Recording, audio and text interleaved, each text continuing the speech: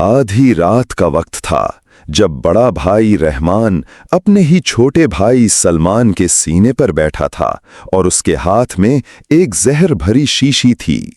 सलमान की आंखें खौफ से फटी हुई थीं और उसकी सांसें अखड़ रही थीं।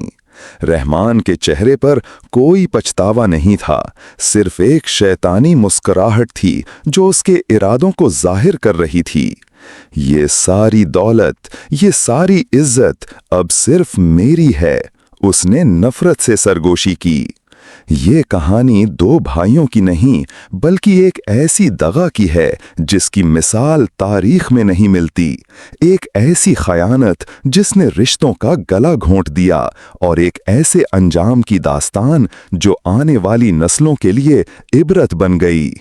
ये जानने के लिए कि रहमान ने ये कदम क्यों उठाया और उसका अंजाम क्या हुआ, हमारे साथ इस किस्से के आखिर तक जुड़े रहें। शहर के सबसे अमीर ताजिर अब्दुल्ला के दो बेटे थे, बड़ा रहमान और छोटा सलमान। रहमान चालाक, हासिद और दुनियादार था, जबकि सलमान नेक दिल, मेहनती और अपने बाप का फर्माबरदार था।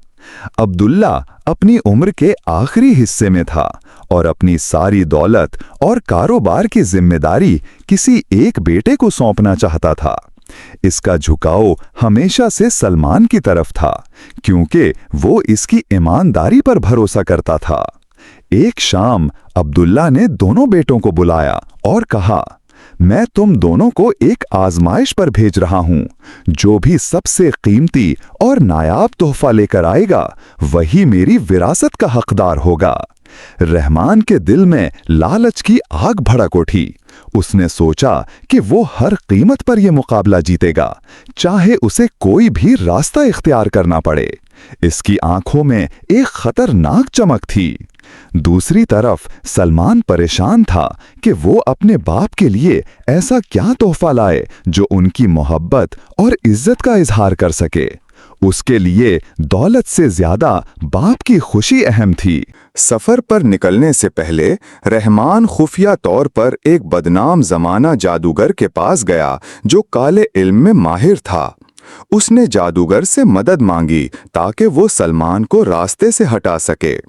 जादूगर ने उसे एक खास धूल दी और कहा, ये जिसके सामान पर डालोगे उसका सब कुछ रास्ते में ही तबाह हो जाएगा और वो खाली हाथ रह जाएगा। रहमान ने शातिराना अंदाज में मुस्कुराते हुए वो धूल ले ही। अगली सुबह दोनों भाई अपने सफर पर रवाना हुए। सलमान ने कुछ जरूरी सामान और थोड़ी सी रकम ली, जबकि रहमान ने बेहतरीन घोड़ा और महंगा साजो सामान खरीदा। रवानगी से ऐन पहले जब सलमान अपने घोड़े पर सामान लाद रहा था, रहमान ने मौका पाकर चुपके से वो जादुई धूल उसके सामान पर छिड़क दी। सलमान इस धोखे से बिल्कुल बेखबर था। सलमान ने अपने भाई को अलविदा कहा और एक मुख्तलिफ रास्ते पर चल पड़ा। उसे क्या मालूम था कि इसका अपना भाई ही इसकी बर्बादी का सामान कर चुका था और ये सफर उसकी जिंदगी का सबसे मुश्किल इम्तिहान बनने वाला था। रहमान मशरिक की तरफ गया, जहां हीरों और जवाहरात की मंडियां थीं। उसका मंसूबा था कि वो दुनिया का सबसे बड़ा हीरा खरीदकर अपने बाप को मुतासिर करेगा। दूसरी तरफ सलमान मगरिब के एक वीरान सहरा की तरफ रवाना हुआ। उसने सुना था कि वहां एक ऐसा नायाब फूल खिलता है जिसकी खुशबू से बीमार भी तंदुरुस्त हो जाते हैं। जैसे ही सलमान सहरा के बीच पहुंचा, रहमान की फेंकी हुई जादुई धूल ने अपना असर दिखाना शुरू कर दिया। अचानक एक खौफनाक रेत का तूफान उठा और सलमान को चारों तरफ से घेर लिया। तूफान इतना शदीद था कि सलमान का घोड़ा बदक कर भाग गया और उसका सारा सामान, खाना और पानी रेत में दफन हो गया। वो सहरा में तन्हा और बेयारो मददगार रह गया। दरे असना रहमान एक बड़े शहर पहुंचा और अपनी सारी रकम से एक चमकदार बड़ा हीरा खरीदा। उसे देखकर उसकी आंखें चमक उठीं। अब मुझे कोई नहीं हरा सकता। लेकिन रहमान की लालच यहीं खत्म नहीं हुई। اس نے سوچا کہ اگر وہ اس ہیرے کو بیچ کر اس سے بھی بڑی کوئی چیز خریدے تو اس کی جیت یقینی ہو جائے گی۔ یہ اس کی پہلی بڑی غلطی تھی۔ صحرا میں سلمان پیاس سے نڈھال ہو کر گرنے ہی والا تھا کہ اسے دور ایک چھوٹا سا نخلستان نظر آیا۔ اس نے اپنی بچی کھچی ہمت جمع کی اور اس کی طرف چل پڑا۔ نخلستان میں ایک بوڑھا نابینا شخص بیٹھا تھا جو پیاس سے تڑپ رہا تھا۔ سلمان نے اپنا بچا ہوا پانی جو صرف چند گھونٹ تھا خود پینے کے بجائے اس بوڑھے کو پلا دیا۔ پانی پیتے ہی بوڑھے کی آنکھوں میں ایک عجیب سی چمک آئی۔ اس نے کہا، تم نے ایک پیاسے کی مدد کی، اب قدرت تمہاری مدد کرے گی۔ اس نے سلمان کو ایک خفیہ راستے کا بتایا جو سیدھا نایاب پھولوں کی وادی تک جاتا تھا۔ رحمان نے اپنا ہیرا ایک بدنام زمانہ قزاقوں کے سردار کو بیچ دیا تاکہ وہ اس کے بحری جہاز پر سفر کر کے ایک افسانوی خزانہ حاصل کر سکے۔ اسے یہ احساس نہیں تھا کہ وہ خود ایک بڑے جال میں پھنس رہا تھا۔ سلیمان اس خفیہ راستے پر چلتا ہوا ایک ایسی وادی میں پہنچا جو ہزاروں چمکتے ہوئے پھولوں سے بھری ہوئی تھی۔ ان پھولوں کی خوشبو روح کو سکون دے رہی تھی۔ یہ وہی نایاب پھول تھے جن کی اسے تلاش تھی۔ اس نے صرف ایک پھول توڑا، یہ سوچ کر کہ لالچ کرنا ٹھیک نہیں۔ اس نے پھول کو احتیاط سے ایک پانی سے بھرے برتن میں رکھا تاکہ وہ تازہ رہے۔ دوسری طرف رحمان قزاقوں کے جہاز پر تھا۔ قزاقوں کے سردار نے اسے بتایا کہ خزانہ ایک ویران جزیرے پر ہے، لیکن وہاں ایک خوفناک عفریت اس کی حفاظت کرتا ہے۔ رحمان نے لالچ میں آ کر عفریت سے لڑنے کا فیصلہ کیا۔ اسے یقین تھا کہ خزانہ ملنے کے بعد وہ سب سے امیر آدمی بن جائے گا۔ قزاقوں نے اسے جزیرے پر اکیلا اتار دیا اور دور سے تماشا دیکھنے لگے۔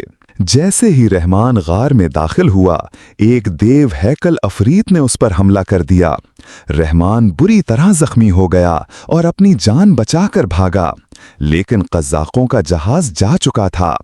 وہ اسے جزیرے پر مرنے کے لیے چھوڑ گئے تھے۔ سلمان واپسی کے سفر پر تھا کہ اسے وہی قافلہ ملا جس کے ساتھ رحمان نے سفر کیا تھا۔ انہوں نے سلمان کو بتایا کہ رحمان نے اپنا ہیرا بیچ کر قزاقوں کے ساتھ جانے کا فیصلہ کیا تھا۔ سلمان کو اپنے بھائی کی فکر ہوئی اور اس نے گھر جانے کے بجائے اس جزیرے کا رخ کیا جس کا ذکر تاجروں نے کیا تھا۔ اس نے اپنی جان خطرے میں ڈال کر اپنے دغاباز بھائی کو بچانے کا فیصلہ کیا۔ جزیرے پر رحمان بھوک اور زخموں سے بے حال پڑا تھا۔ اسے اپنی موت سامنے نظر آ رہی تھی اور وہ اپنے کیے پر پچھتا رہا تھا۔ اچانک اس نے ایک کشتی کو اپنی طرف آتے دیکھا۔ جب کشتی قریب آئی تو اس نے دیکھا کہ اس میں سلمان تھا۔ رحمان کو اپنی آنکھوں پر یقین نہیں آیا کہ جس بھائی کو اس نے برباد کرنے کی کوشش کی وہی اس کا مسیحا بن کر آیا تھا۔ سلمان نے اپنے بھائی کے زخموں پر مرہم لگایا اور اسے کھانا کھلایا۔ رحمان شرمندگی سے کچھ بول نہ سکا۔ اسے سمجھ نہیں آ رہا تھا کہ اس کا بھائی اتنا نیک کیسے ہو سکتا ہے جبکہ اس نے خود اس کے ساتھ اتنا بڑا دھوکہ کیا تھا۔ واپسی کے سفر میں رحمان خاموش رہا۔ وہ سلمان کے چہرے کی طرف دیکھنے کی ہمت نہیں کر پا رہا تھا۔ ہر لمحہ اسے اپنے گناہ کا احساس دلا رہا تھا۔ آخر کار رحمان سے رہا نہ گیا اور اس نے روتے ہوئے سلمان کو سب کچھ سچ بتا دیا۔ اس نے جادوگر، جادوئی دھول اور اپنے لالچ کی پوری کہانی سنا دی۔ سلمان نے یہ سن کر کوئی غصہ نہیں کیا، بلکہ اس کی آنکھوں میں اپنے بھائی کے لیے افسوس تھا۔ اس نے کہا، بھائی، دولت تو آنی جانی چیز ہے، رشتے انمول ہوتے ہیں۔ جب وہ گھر پہنچے تو ان کا باپ عبداللہ اپنی زندگی کی آخری سانسیں لے رہا تھا۔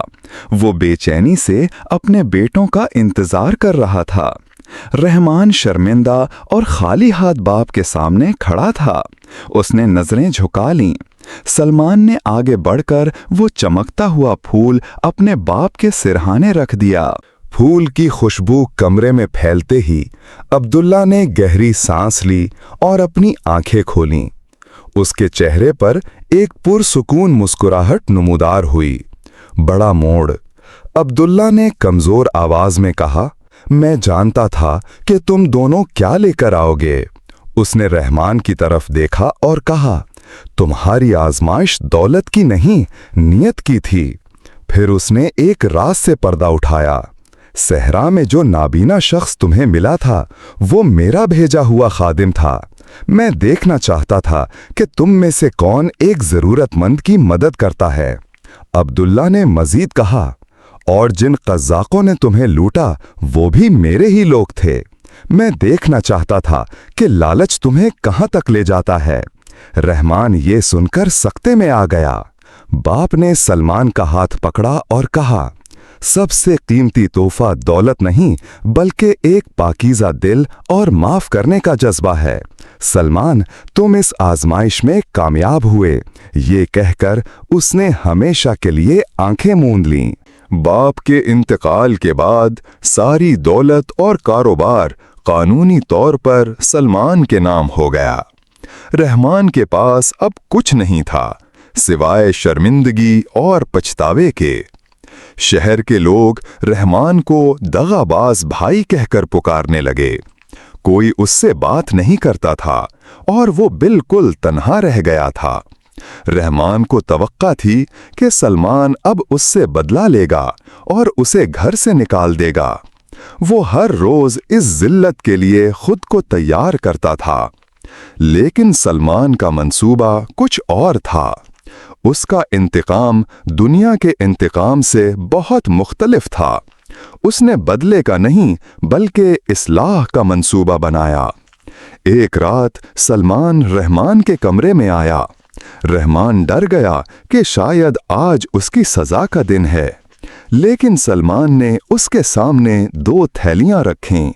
ایک تھیلی میں سونے کے سکے تھے اور دوسری میں بیج۔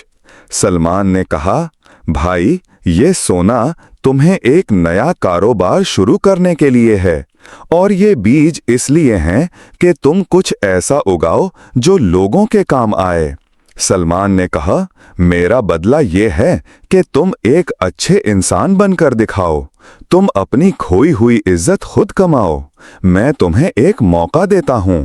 رحمان اپنے بھائی کی عظمت دیکھ کر پھوٹ پھوٹ کر رو پڑا۔ اس نے سونے کی تھیلی واپس کر دی اور کہا، مجھے دولت نہیں، صرف تمہارا بھروسہ چاہیے۔ میں ان بیجوں سے شروعات کروں گا۔ سلمان نے اسے اٹھایا اور گلے لگا لیا۔ سالوں کی نفرت، حسد اور دغابازی آنسوؤں میں بہہ گئے۔